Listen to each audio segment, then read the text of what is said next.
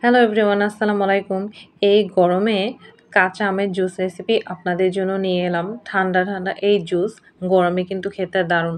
চলুন দেখে নেওয়া যাক কিভাবে এই রেসিপিটি আমি করেছিলাম। এই রেসিপিটি করার জন্য আমি নিয়েছিলাম একটু আধা পাকা আমগুলোকে ছিলে ভালোভাবে ধুয়ে ছোট, ছোট টুকরা করে কেটে নিয়েছি। আমগুলোকে এখন আমি ব্লেন্ডারে দিয়ে দিব। আমগুলো দিয়ে দেওয়া হয়ে গেলে আমি দিয়ে দেব পরিমাণ মতো লবণ। লবণ দেওয়ার পর আমি কাঁচামরিচ কুচি রেখেছিলাম, দিয়ে দিব পরিমাণ মতো কাঁচামরিচ কুচি। আর দিয়ে দিব ফ্রিজের ঠান্ডা পানি। আপনারা চাইলে নরমাল পানিও দিয়েও এটা করতে পারেন। তবে ঠান্ডা পানি দিলে জুসটা ঠান্ডা, ঠান্ডা খেতে ভালো লাগবে। পানি দেওয়া হয়ে গেলে এখন আমি ব্লেন্ডারে মুখ লাগিয়ে ব্লেন্ড করে নিব। একদম ভালোভাবে মিক্সড হয়ে যাওয়ার পর আমি দিয়ে দিব পরিমাণ মতো চিনি।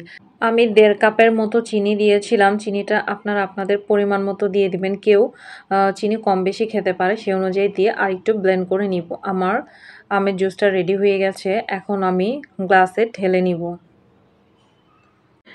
২ টা গ্লাসে আমি আমের জুসগুলো ঢেলে নিব।